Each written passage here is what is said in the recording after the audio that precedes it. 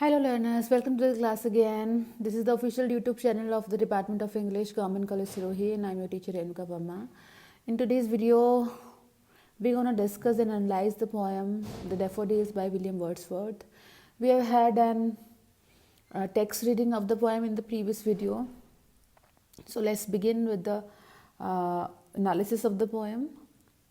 So as we have seen that Wordsworth along with his sister Dorothy were walking down the bank of the river Ullswater, and they saw a large number of daffodils, and the mesmerizing and healing and refreshing impact of the daffodils enraptured Wordsworth so much that it continued to be healing him and making him feel refreshing and beautiful whenever he remembers them when he is in a free or pensive mood. So he is talking about the healing power of nature, as he says that the healing and refreshing power of nature when it is recollected in silence. So the poet is alone and having nature in mind, wandering from one place to another like a cloud. So he is personifying his own personality,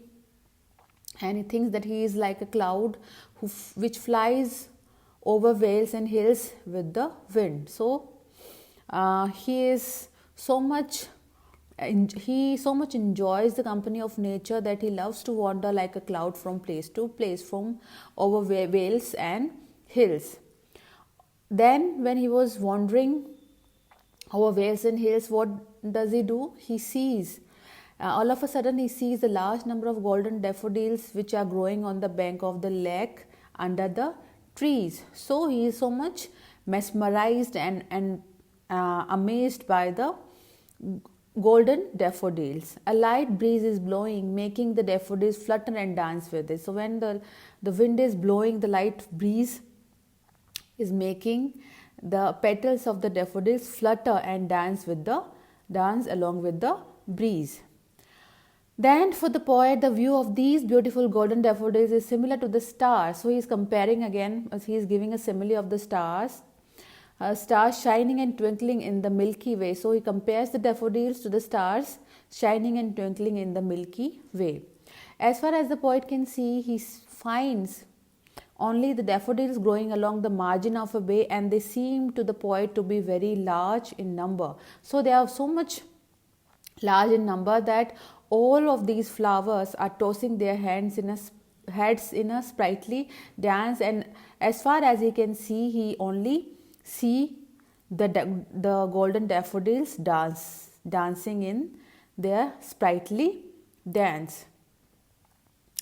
Then in the nearby lake, the waves are dancing with the wind and sparkling because of the sun rays falling upon them. So the waves of the lake are also looking very beautiful as they are sparkling in the sun rays. But again he compares the sparkling beauty of the waves of the lake with the daffodils, and he finds that the beauty of the golden daffodils is far more attractive and it surpasses the beauty of the waves. So he says that the beauty of the golden daffodils is so attractive and charming that it easily surpasses the beauty of the dancing and sparkling waves. The poet feels happy and blessed in such an enchanting and cheerful company, and he is completely lost in the beauty of the daffodils, and for the moment he has lost touch with his surroundings. So he is so much enchanted by the beauty, the beautiful golden daffodils, that he forgets his surroundings, his actual life surroundings, and he considers himself fortunate and very happy that he has been the witness to such a wonderful sight of the daffodils.